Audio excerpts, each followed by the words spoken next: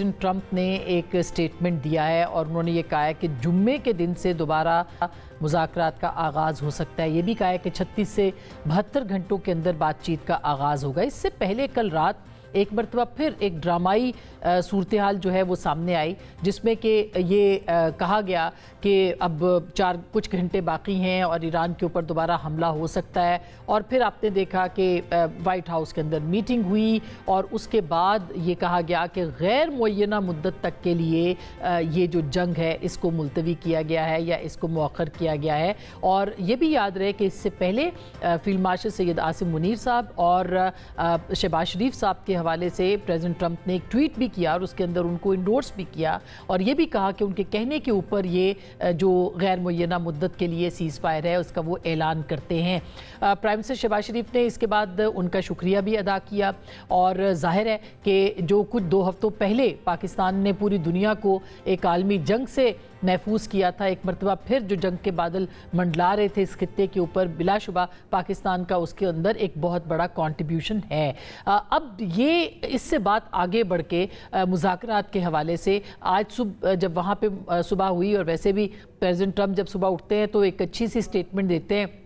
उसका असर जो है वो मार्केट्स पे पड़ता है, स्टॉक मार्केट पे पड़ता है, पूरी दुनिया की जो कि तेल की कीमतें हैं उसके ऊपर पड़ता है। और अब तो बहुत सारे लोग इसके ऊपर, इस पे बीबीसी ने बहुत स्टोरी भी की है, एक बहुत तफसील से स्टोरी की है कि इनसाइडर जो एक बैटिंग के हवाले से या इनसाइडर ट्रेडिंग के हवाले से इल्ज़ामात भी आयद हो रहे हैं। लेकिन उसके बावजूद उसके बाद यानी उनके स्टेटमेंट के बाद एक मरतबा फिर ज़राए से वाइट हाउस के ये कहा गया कि 3 से 5 दिन की मुद्दत है, गैर मुअय्यना मुद्दत के लिए जंगबंदी नहीं हुई है। ईरान ने दूसरी जानिब ये कहा है कि ये एक चाल है और ये वक्त हासिल करने की चाल है। इसके बाद जो है वो ये उनको वक्त चाहिए अमेरिका को, लेकिन साथ ही साथ में जो ईरान के सफ़ीर हैं अक़वाम मुत्तहिदा के अंदर, उन्होंने ये भी कहा कि ईरान ये समझता है कि उसको कुछ इशारे, मुस्बत इशारे मिले हैं अमेरिका की जानिब से कि शायद जो ब्लॉकेड है, जो कि नाकाबंदी है आबनाए हुर्मुज़ की, उसको खोल दिया जाए और अगर ऐसा हुआ तो उनके लिए आसान होगा, बातचीत के रास्ते इस्लामाबाद में खुल सकते हैं। सूरत हाल कहाँ जा सकती है अभी तक गैर यकीनी की सूरत हाल है, क्योंकि ईरान अभी तक टेबल पर नहीं आ रहा, उसकी अपनी कुछ शराइत हैं, वो शराइत किस हद तक अहम है ये बहुत अहम होगा जानना। CNN ने एक बहुत ज़बरदस्त स्टोरी की है और CNN की स्टोरी के मुताबिक अमेरिका के पास असलहे की भी कमी हो गई है और उन्होंने ये भी कहा है, बहुत तफसील से उन्होंने ये स्टोरी आज की है और उनका ये कहना है कि अमेरिका के पास जो इंटरसेप्टर्स हैं और इसके साथ साथ जो उनके पास थर्ड मिसाइल हैं वो उनमें एक ज़बरदस्त कमी हुई है। 45% वो अपनी जो टेक्नोलॉजी है या अपने जो हथियार हैं उनको वो इस्तेमाल कर चुके हैं और मज़ीद बनाने के लिए उनको 5 से 7 साल चाहिए। ईरान ये समझ रहा है कि शायद ये एक वजह है जिसकी बुनियाद के ऊपर उनको वक्त चाहिए, लेकिन बहरहाल ईरान को मेज़ पे आना है या नहीं आना है ये ईरान के लिए बहुत अहम होगा फैसला करना। इन सारे मौज़ूआत के ऊपर बात करेंगे और पाकिस्तान के किरदार पर भी, क्या पाकिस्तान जो है वो इस वक्त मीडिएशन फैसिलिटेशन से मीडिएशन की तरफ आ गया है और ये जो स्टैंड ऑफ है, ये जो एक तरह से इस वक्त सूरत हाल गंभीर हुई हुई है, इसका नतीजा क्या निकल सकता है। मेरे पास प्रोग्राम के पहले हिस्से में हमारे साथ मौजूद हैं जलील अब्बास जिलानी साहब, साबिक वज़ीर ख़ारजा, और उनसे हम बात करेंगे। हमारे साथ प्रोग्राम में कुछ देर के बाद हमारे साथ जनाब सुल्तान महमूद हाली साहब होंगे, group captain retired, Pakistan air force से इनका ताल्लुक है, दिफाई तज्ज़िया निगार हैं। हमारे साथ मौजूद होंगे फैज़ रहमान साहब इस अमेरिका से, उनसे भी बात करेंगे, और मिफ्ता इस्माइल साहब भी साबिक वज़ीर ख़ज़ाना हमारे साथ मौजूद होंगे, उनसे भी हम बात करेंगे। तो पहले जलील अब्बास साहब से बात करते हैं। अस्सलाम वालेकुम जलील अब्बास साहब, बहुत शुक्रिया आपने हमें वक्त दिया है। इस वक्त जो सूरत हाल है उसको आप क्या देखेंगे, क्या कहेंगे कि ये डेडलॉक है, स्टैंड ऑफ है, और क्या हम मायूस हो जाएं या कोई इम्कान अभी भी बाकी है बातचीत के हवाले से? बहुत बहुत शुक्रिया अस्मा शिराज़ी साहबा आप अपने प्रोग्राम में लेने का। तो इस सिलसिले में मैं कहूँगा कि चीज़ें पहले जो था राउंड था उसमें तो अच्छी आगे बढ़ रही थी। पाकिस्तान की कोशिश की वजह से पाकिस्तान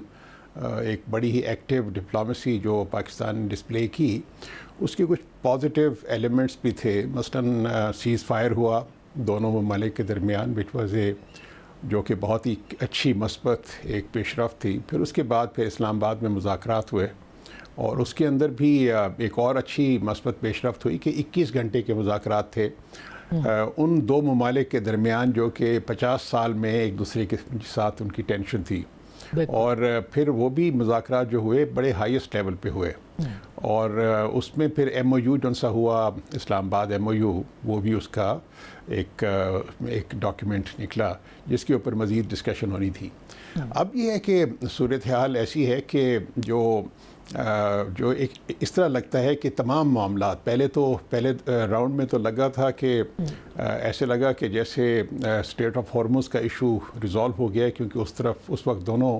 ممالک کی طرف سے اس کا وہ ختم ہو گیا تھا بلاکیڈ، اور لیکن اب لگتا ہے کہ تمام کے تمام ایشوز ہی ٹیبل پہ آ گئے ہیں۔ اب اسٹریٹ آف ہارمز کا ہے، پھر اپنا نیوکلیئر کے معاملات ہیں، پھر میسائل کے معاملات ہیں، پھر سینکشنز کے ہیں، پھر گارنٹیز کے ہیں، پھر کافی سارے ایک ڈیٹیلڈ ڈسکشن ہم ایکسپیکٹ کر رہے تھے سیکنڈ راؤنڈ میں، جو کہ 21 اور 22 کو ہونا تھا۔ تو اب صورتحال یہ ہے، لیکن مجھے یہ لگتا ہے کہ پاکستان کی طرف سے کوششیں جاری ہیں، اور ایک امید کی کرن اس لیے بھی ہے کہ جو پریزیڈنٹ ٹرمپ نے سیکنڈ سیز فائر کا اعلان کیا ہے، اس کی کوئی وہ ایک غیر معینہ مدت کے لیے ہے، تو اس کی کوئی ایک لمیٹڈ ڈیٹ نہیں دی۔ جلیل عباس صاحب، یہ جو غیر معینہ مدت کے لیے سیز فائر ہوا ہے، ظاہر ہے کہ ایک بہت اہم پیش رفت ہے، جس کو کہ ابھی تھوڑی دیر پہلے انہوں نے کہا جی نہیں، وائٹ ہاؤس کے ذرائع نے 3 سے 5 دن ہو سکتا ہے، لیکن اس کو کس معنی میں لیا جائے؟ یہ کمزوری ہے، یہ نرمی ہے امریکہ کی جانب سے، یا ڈیسپریشن ہے؟ کن معنی میں ان کو آپ لیں گے؟ نہیں، میں تو یہ کہوں گا کہ یہ ڈیسپریشن نہیں ہے، اس سے تو ایک چیز انڈیکیشن مجھے تو یہ ملتی ہے کہ امریکہ کی جانب سے ایک خواہش ہے کہ جنگ کا خاتمہ ہو، اور اس وجہ سے انہوں نے ایک برنک مین شپ تو چل رہی تھی، وہ پہلے دن سے چل رہی تھی، ابھی پہلے اگر آپ راؤنڈ کی بات کریں اس سے پہلے بھی چل رہی تھی، اس کے دوران بھی چل رہی تھی، اور اس کے بعد پھر جو راؤنڈ ختم ہوا تو اس کے بعد بھی پھر جس قسم کے بیانات آنے شروع ہوئے تو وہ بھی کافی سخت قسم کے تھے دونوں طرف سے۔ لیکن میں تو یہ کہوں گا کہ یہ ڈیڈ اینڈ نہیں ہے، اور امریکہ چاہتا ہے کہ کسی طریقے سے معاملات آگے بڑھیں، اور میرے خیال میں ایران کی بھی یہی خواہش ہے۔ دونوں ممالک کی خواہش اس لیے ہے کہ اس کے جنگ کے بہت ہی منفی جو اس کے اثرات وہ ڈیولپ ہوئے ہیں ساری ہمارے نہ صرف خطے میں، ایران کے لیے وہاں پہ بہت زیادہ شہادتیں ہوئیں، وہاں پہ زیادہ وہ چیزیں ہوئیں، اپنا ڈسٹرکشن ہوئی، اور ان کی جو ٹاپ لیڈرشپ ہے ان کو بھی شہید کیا گیا، اور پھر اس طریقے سے خطے کی باقی جو خلیجی ممالک ہیں ان کا بھی بہت زیادہ ایک جنگ میں کافی نقصان ہوا۔ پھر امریکہ کے لیے تو آپ کو معلوم ہے کہ وہاں پر پریزیڈنٹ ٹرمپ کی جو ریٹنگ تھی وہ پہلے ہی دن سے، جس دن سے جنگ کا آغاز ہوا تو اس دن کافی کم تھی، وہ کوئی تقریباً 80% کہ وہ امریکہ کے شہریوں نے اس جنگ کی مخالفت کی تھی، اور وہ وقت گزرنے کے ساتھ ساتھ مزید ان کی پریزیڈنٹ ٹرمپ کی پاپولیرٹی میں کمی آئی۔ تو یہ تو ایک ایسی چیز ہے کہ جس پہ آپ کو پتہ ہے کہ امریکہ کے جتنے بھی الائز تھے، یورپین یونین والے بھی اور نیٹو کے جو ہیں ممبرز، انہوں نے بھی انڈورس نہیں کیا اس ایکشن کو۔ تو یہ ساری اس چیزوں کو دیکھتے ہوئے میرے خیال میں امریکہ کو بھی احساس ضرور ہوا ہوگا کہ وہ ایک بے مقصد جنگ کا حصہ بن گئے ہیں، اور اس سے وہ شاید ایکسٹریکیٹ کرنا چاہ رہے تھے، لیکن اب یہ اسٹریٹ آف ہارمز کا جو ایشو ڈیولپ ہوا ہے تو اس سے تھوڑی سی پیچیدگیاں پیدا ہو گئی ہیں۔ تو میرا اپنا اس کے بارے میں چونکہ کافی عرصے 40 سال میں نے ایک ایکٹیو فارن سروس میں گزارے، اور میری اپنی یہ ہے کہ شاید اگر یہ راؤنڈ دوسرا ہو جاتا تو شاید بہتر تھا۔ اس کی وجہ یہ ہے کہ جو فیس ٹو فیس جب مذاکرات ہوتے ہیں تو اس میں معاملات جلد حل ہونے کے چانسز ہوتے ہیں، تو وہ شاید میرے خیال میں ایسا ہی زیادہ پروڈنٹ ڈیسیجن میرے اپنے خیال میں تو نہیں تھا۔ یہی بات ہے کہ